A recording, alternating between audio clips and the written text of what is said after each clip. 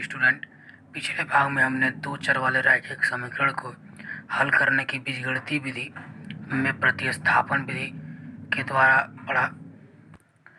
आज हम अगली बीजगणितीय विधि विलोपन विधि के बारे में पढ़ेंगे कि इसके द्वारा रैखिक समीकरणों को किस प्रकार हल किया जाता है। इसको समझने के लिए हम एक्सरसाइज 3.4 के प्रश्नों को सॉल्व करते हैं, जिसमें सबसे पहला प्रश्न है कि निम्न समीकरणों के युग्म को विलोपन विधि तथा प्रतिस्थापन विधि से हल कीजिए, कौन सी विधि अधिक उपयुक्त है। तो प्रतिस्थापन विधि से अधिक उपयुक्त विलोपन विधि है। इस प्रश्न में हमको दोनों विधियों का प्रयोग करना। सबसे पहले आइए हम विलोपन विधि से सॉल्व करते हैं और प्रतिस्थापन जो कि पहले पढ़ चुके हैं फिर उसका प्रयोग करते हुए सॉल्व करेंगे। तो आइए शुरू करते हैं। ये जो दोनों रैखिक समीकरण हैं इसको आप इक्वेशन नंबर 1 और 2 मान लीजिए। इसके बाद करते क्या है, जो स्टेप फर्स्ट है वो ये है कि जो हमारे पास चर हैं x और y, इन दोनों के जो गुणांक हैं कोफिशिएंट, उस कोफिशिएंट को बराबर करते हैं और उसके बाद दोनों समीकरणों को या तो जोड़ के या फिर घटा करके उस समान चर राशि को एलिमिनेट कर देते हैं, विलोपित कर देते हैं। इसी कारण से इसको विलोपन विधि कहा जाता है। तो यहाँ पे आप देख रहे हैं यहाँ x का गुणांक 2 है और यहाँ x का गुणांक 3 है। तो या तो आप x आप किसी को भी पहले विलोपित कर सकते हैं। हम यहाँ ये x को करते हैं। जब आप यदि x को करेंगे तो इक्वेशन नंबर फर्स्ट में 2 से मल्टीप्लाई कर देंगे और आप देखेंगे कि यहाँ पे प्लस है, यहाँ भी प्लस है। यदि x को विलोपित करना है तो इन दोनों को घटाना होगा। और यदि आप y को करते हैं तो y में देखिए यहाँ 3 है, यहाँ 1 है, तो आप इसमें 3 से गुणा कर देंगे और उसके बाद दोनों को जोड़ देंगे, क्योंकि ये +3 होगा, ये -3 होगा।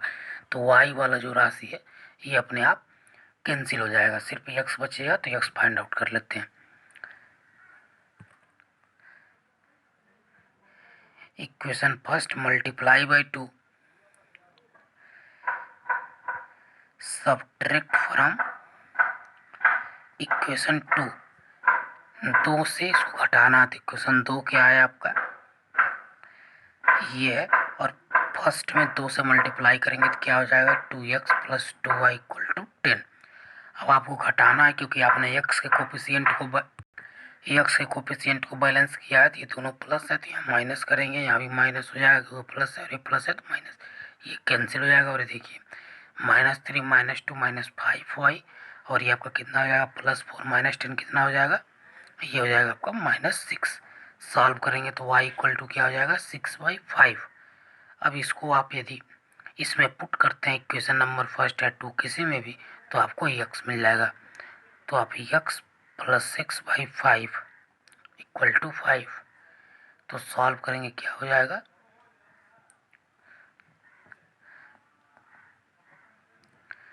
19/5। तो ये आपके दो आंसर आएंगे, x का आंसर ये होगा और y का आंसर ये होगा। अब यही है आपकी विलोपन विधि, जिसमें किसी भी एक चर राशि के कोफिशिएंट को बैलेंस करते हुए हम उसको एलिमिनेट करते हैं और एक्स वाई के मान फाइंड आउट करते हैं। अब इसमें लिखा हुआ कि आप इसको प्रतिस्थापन से भी सॉल्व करिए। तो आइए इसको प्रतिस्थापन से भी सॉल्व करते हैं। आंसर जो है उतना ही आना चाहिए।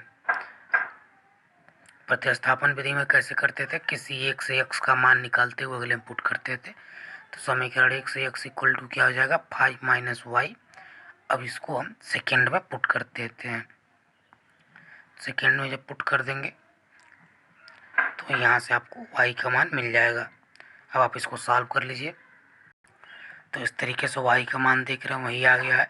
अब आप इसको इक्वेशन नंबर 3 में पुट कर दीजिए तो x का मान मिल जाएगा, जो कि उतना ही आएगा, 19/5। तो ये आपका प्रतिस्थापन विधि से हो गया और ये आपका विलोपन से। अगला क्वेश्चन जो है इसको भी पहले विलोपन विधि से सॉल्व करते हैं, फिर प्रतिस्थापन करेंगे। तो आप यहाँ कोफिशिएंट बैलेंस के लिए यहाँ हम क्या करते हैं, एडिंग कर देते हैं। Adding equation first and 2 × equation 2, 2 से मल्टीप्लाई क्यों कर रहे हैं, क्योंकि यहाँ देख रहे हैं y का गुणांक 2 है, यहाँ 4 है। 2 से जब इसमें गुणा कर देंगे दोनों 4 4 हो जाएंगे, और एक प्लस एक माइनस से जैसे ही ऐड करेंगे तो y कैंसिल हो जाएगा। अब आप इसको सॉल्व कर लीजिए। 3x plus 4y equal to 10। इसमें 2 से करेंगे क्या हो जाएगा, 4x minus 4y equal to 4। आप इसमें ऐड कर रहे हैं तो ये देखिए कैंसिल हो गया, और ये क्या हो जाएगा, 7x इक्वल टू 14। तो x इक्वल टू क्या मिला, 2 हो जाएगा आपका, x की वैल्यू 2। अब आप इसको फ्रॉम इक्वेशन फर्स्ट से पुट कर दीजिए x की वैल्यू, तो आपको जो है y की वैल्यू मिल जाएगी।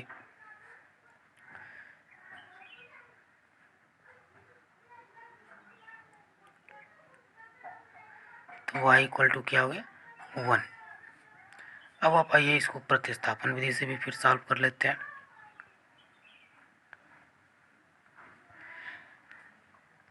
तो यहाँ से x की वैल्यू आप निकालिए 10 माइनस 4y बाई 3, और इसको हम पुट कर देते हैं इक्वेशन नंबर 2 में।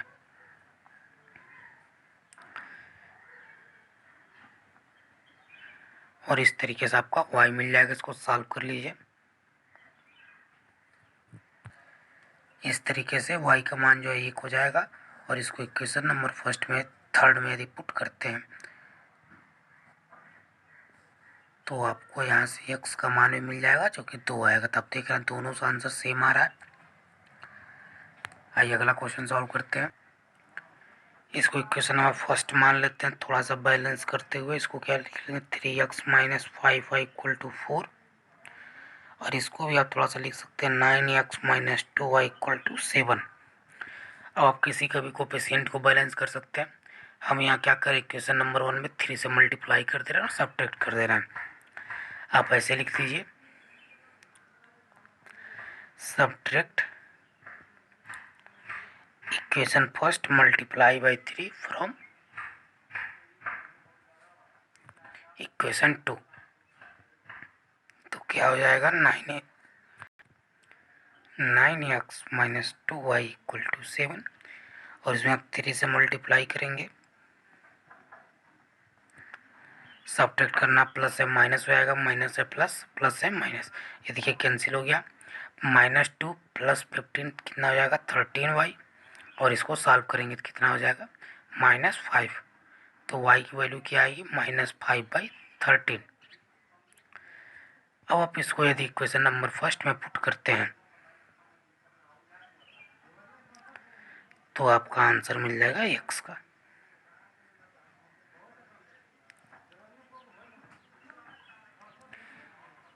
यहाँ से आप सॉल्व कर लीजिए। 3x plus 25/13 equal to 4। इसको इधर ले आकर एलसीएम लेके सॉल्व कर सकते हैं। 4 माइनस 25/13, 52 माइनस 25/13, ये आपका कितना हो जाएगा, 27/13। 3 से डिवाइड हो जाएगा तो x इक्वल टू 9/13। इस तरीके से आपका आंसर मिल जाएगा। इसको प्रतिस्थापन से भी सॉल्व करना है तो प्रतिस्थापन से ये सॉल्व कर लेते हैं। पहले वाले समीकरण से यदि आप यहाँ से x फाइंड आउट करें तो क्या हो जाएगा, 4 प्लस 5y/3। अब इसको इक्वेशन नंबर 2 में पुट कर देंगे।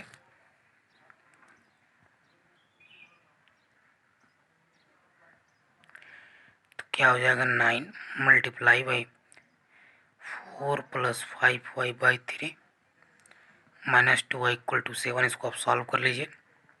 3 से 3 कैंसिल हो जाएगा, इसको मल्टीप्लाई कर लेंगे।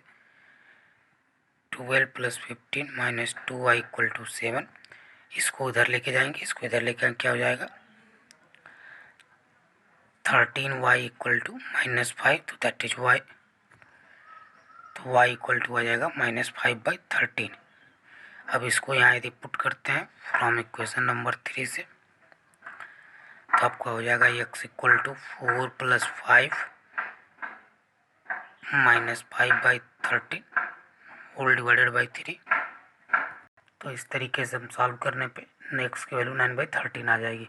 तो यहाँ भी देख रहे हैं y की वैल्यू -5/13 यहाँ भी आ रही है। यही प्रतिस्थापन विधि जो इस तरीके से था और ये विलोपन विधि था। आइए अगला क्वेश्चन सॉल्व करते हैं। इसको इक्वेशन नंबर फर्स्ट मान लेते हैं, इसको 2।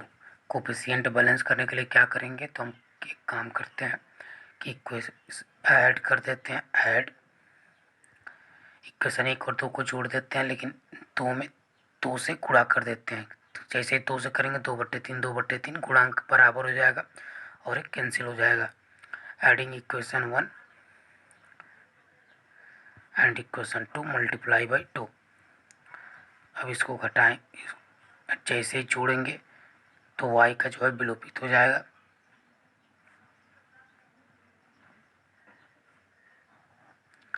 ये कैंसिल हो गया और इसको ऐड करना है x/2 + 2x और ये क्या हो जाएगा 5।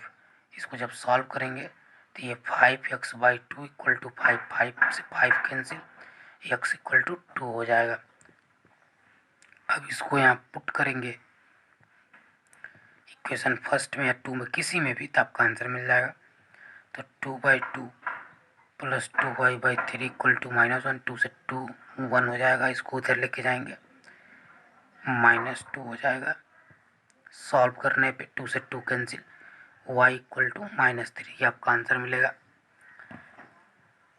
आइए प्रतिस्थापन विधि से भी इसको सॉल्व कर लेते हैं। यहाँ हम इक्वेशन नंबर 2 से x की वैल्यू निकाल लेते हैं, क्योंकि यहीं से थोड़ा सा आसान दिख रहा है ये, और फर्स्ट में पुट कर देते हैं। तो 3 + y/3 whole divided by 2 + 2/3y = -1।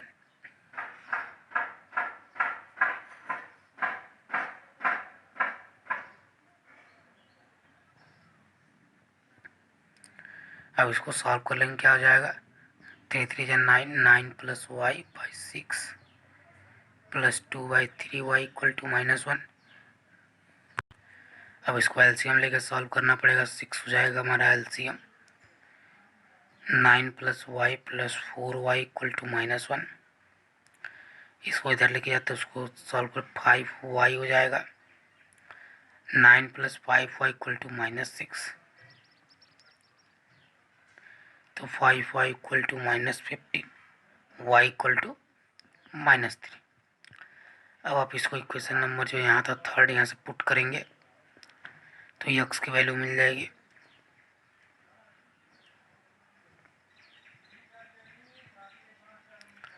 x की वैल्यू क्या हो गई 2। तो इस तरीके से हम आंसर निकाल सकते हैं।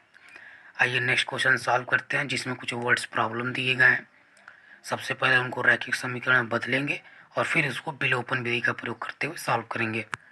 क्वेश्चन नंबर 2 है, निम्न समस्याओं में रैखिक समीकरणों की युग्म बनाइए और उनके हल विलोपन विधि से ज्ञात करिए। जिसमें आपके पास 5 क्वेश्चन है। इसमें सबसे पहला है कि यदि हम अंश में 1 जोड़ दें और हर में 1 घटा दें तो भिन्न 1 में बदल जाती है। यदि हर में 1 जोड़ दें तो 1/2 हो जाती है। तो वो भिन्न क्या है, तो आप सबसे पहले मान लीजिए कि माना वह भिन्न x/y है। तो जो फर्स्ट कंडीशन है वो ये है, अंश में 1 जोड़ेंगे, हर में 1 घटाएंगे तो भिन्न 1 हो जाती है। इसको थोड़ा सा मॉडिफाई करके लिख सकते हैं x + 1 y - 1 x माइनस, इसको इधर लेके आ रहे हैं x - y, इसको उधर लेके जाएंगे तो -2। ये मान लीजिए equation number first. Second condition ये है कि सिर्फ यदि हर में 1 जोड़ दें तो अंश में कुछ जोड़ा नहीं जा रहा है, और इसमें y + 1 कर देंगे तो 1/2 हो जाती है।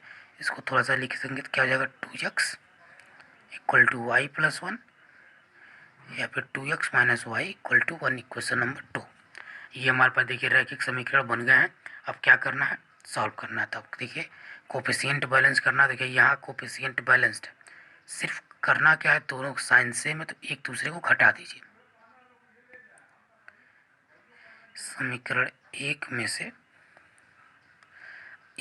से समीकरण 2 को घटाने पर,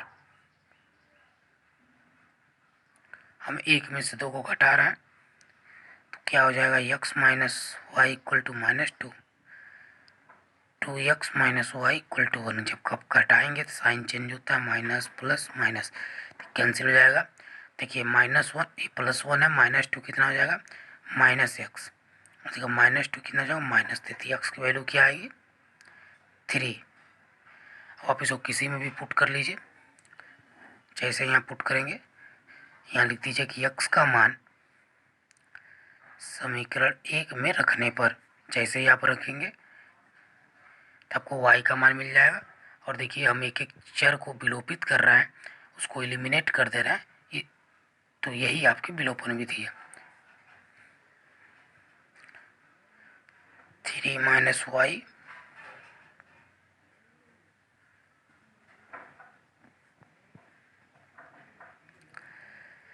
तो इस प्रकार आपका भिन्न क्या हो जाएगा, x/y था तो 3/5 ही आपका आंसर हो जाएगा। नेक्स्ट क्वेश्चन है, 5 वर्ष पूर्व नूरी की आयु सोनू की आयु की 3 गुनी थी। 10 वर्ष पश्चात नूरी की आयु सोनू की आयु की 2 गुनी हो जाएगी। नूरी और सोनू की आयु कितनी है, तो आप ऐसे ही मान लीजिए, माना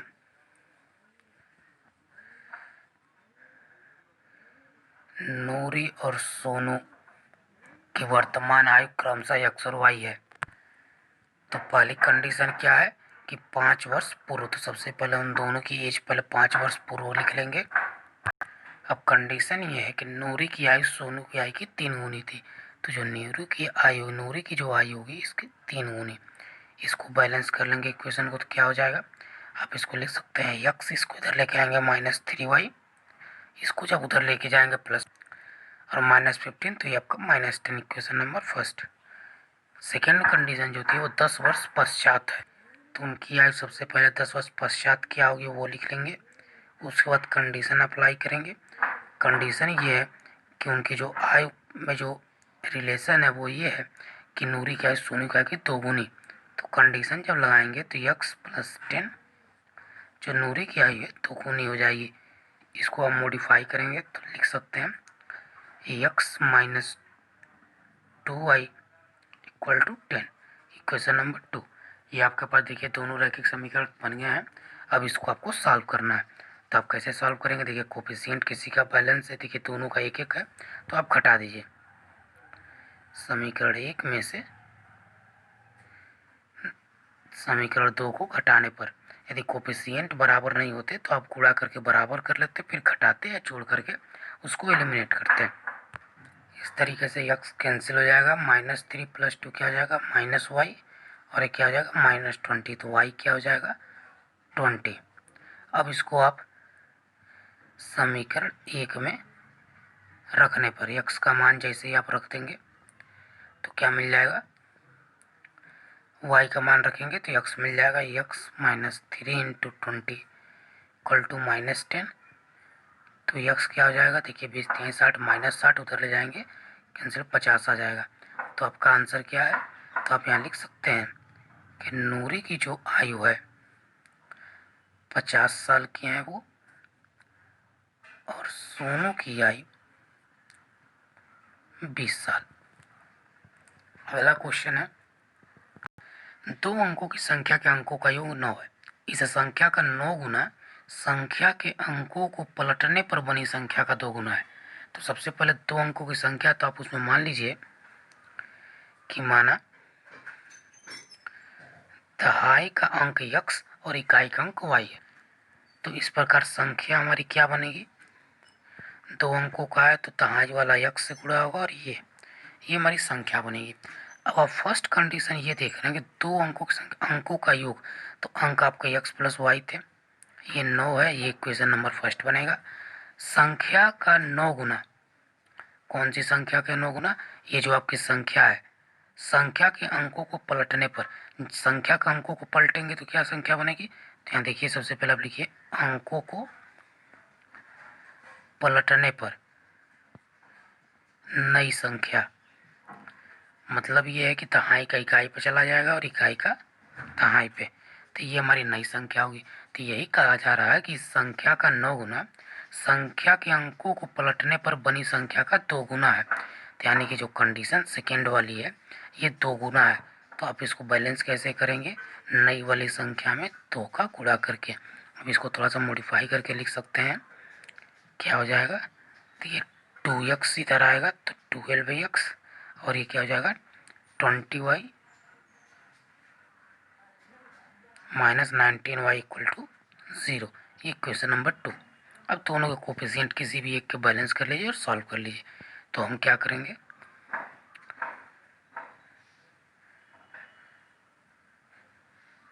समीकरण 1 में देखिए 12 से गुणा कर समीकरण 1 मल्टीप्लाई बाई 12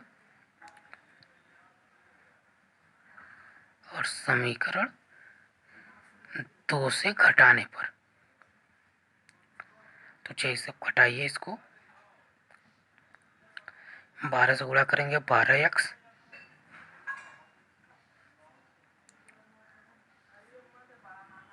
एक देखिए घटाएंगे माइनस माइनस माइनस, एक कैंसिल हो जाएगा। देखिए ये ऐड करेंगे कितना आ जाएगा, -31y -108।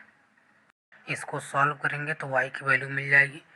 लेकिन देखिए यहाँ पे कुछ प्रॉब्लम हो गई है। प्रॉब्लम ये है कि इस संख्या का 9 गुना या हमने 9 टाइम्स मल्टीप्लाई करना छोड़ दिया है। इस संख्या का 9 गुना उसके 2 गुने के बराबर है, तो यहाँ 9 भी होगा। और इसको अब देखिए ये इक्वेशन फिर चेंज हो जाएगा। क्या हो जाएगा न्यू इक्वेशन, ये 88x होगा और ये आपका 11y होगा। और अब हम इसको यहाँ से चेंज करते हैं। इक्वेशन नंबर फर्स्ट में अब हम क्या करेंगे, अब 11 से मल्टीप्लाई करेंगे। तो 11 से मल्टीप्लाई करेंगे क्या हो जाएगा, 11x plus 11y equal to 99। और दूसरा इक्वेशन क्या हो जाएगा, 88x minus 11y equal to 0। अब देखिए यहाँ दोनों प्लस माइनस अपोजिट है, तो यहाँ घटाना नहीं है। यहाँ आप क्या कर दीजिए, को जोड़ने पर तो हमारा आंसर क्या हो जाएगा, देखिए कैंसिल। और इस तरीके से आप सॉल्व करेंगे तो x इक्वल टू 1 मिलेगा। अब आप इसको इक्वेशन नंबर फर्स्ट में पुट कर दीजिए। समीकरण 1 से क्या हो जाएगा, x इक्वल टू 1 रखेंगे तो y इक्वल टू क्या मिल जाएगा 8। तो आपकी संख्या क्या हो जाएगी, तो हमारी जो संख्या हो जाएगी 10x प्लस वाई थी, तो 10 इंटू 1 प्लस 8 18। तो ये हमारा आंसर हो जाएगा। अगला क्वेश्चन है कि मीना 2000 रुपये निकालने के लिए बैंक गई। उसने खजांची से 50 और 100 के नोट देने के लिए कहा। मीना ने कुल 25 नोट प्राप्त किए। ज्ञात कीजिए कि उसने 50 और 100 के कितने कितने नोट प्राप्त किए। तो अब मान लीजिए माना ₹50 और ₹100 के क्रमशः x और y नोट है। तो जो फर्स्ट कंडीशन ये है कि मीना ने कुल नोट 25 प्राप्त किए।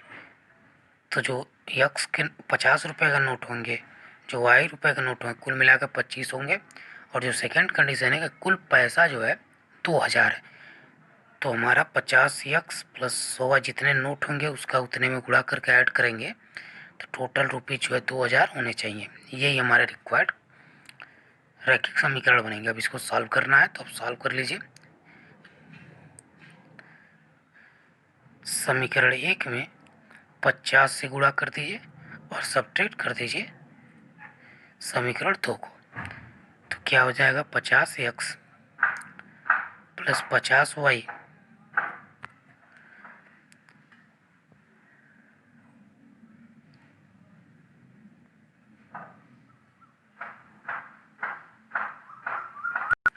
जैसे ही सॉल्व करेंगे y मिल जाएगा। अब इस y के मान को समीकरण 1 में पुट कर देते हैं तो x मिल जाएगा।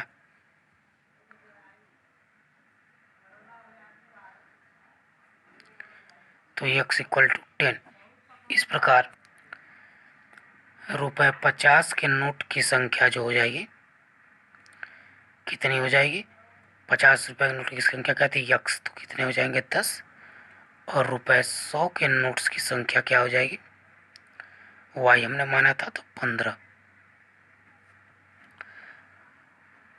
अब इसका लास्ट क्वेश्चन है, किराए की एक पुस्तक देने वाले किसी पुस्तकालय का प्रथम 3 दिनों का एक नियत किराया है उसके बाद प्रत्येक अतिरिक्त दिन का अलग किराया है।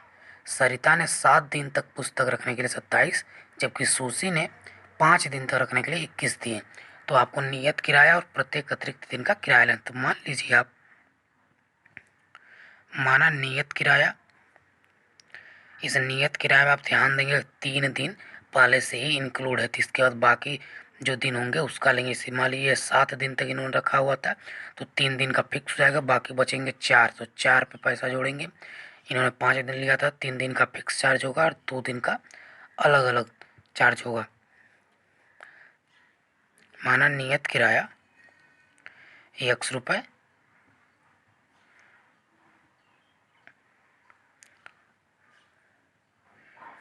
और प्रत्येक अतिरिक्त दिन का किराया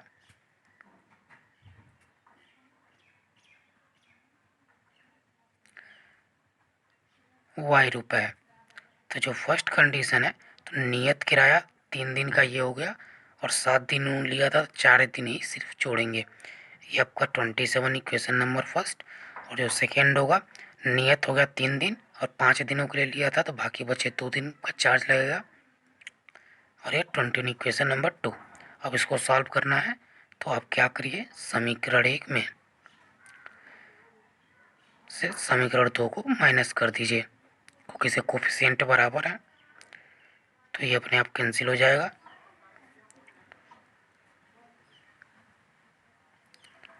सब्ट्रैक्ट करेंगे, साइन चेंज होगा, ये कैंसिल हो गया। और ये आपका 2y = 6, तो y = क्या हो जाएगा, 3। अब आप इसको इक्वेशन नंबर फर्स्ट में पुट कर दीजिए, तो x = 15 हो जाएगा। तो इसका मतलब ये हो गया कि जो नियत किराया है 3 दिनों का, वो ₹15 है।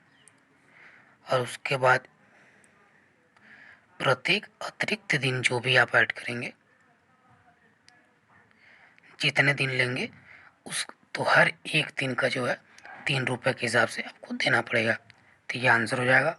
इस प्रकार इसी का चैप्टर समाप्त हो गया, जिसमें हमने विलोपन विधि का प्रयोग करते हुए क्वेश्चंस को सॉल्व किया। इसके अगले भाग में हम अगली बीजगणितीय विधि, जो कि हमारी वज्रगुणन विधि है, क्रॉस मल्टीप्लिकेशन मेथड है, उसके बारे में पढ़ेंगे और उससे रिलेटेड एक्सरसाइज 3.5 के प्रश्नों को हल करेंगे। यदि आपने हमारे चैनल को सब्सक्राइब नहीं किया है, तो इस चैनल को सब्सक्राइब कर लें और पिछले भाग के लिंक डिस्क्रिप्शन बॉक्स में दे दिए गए हैं।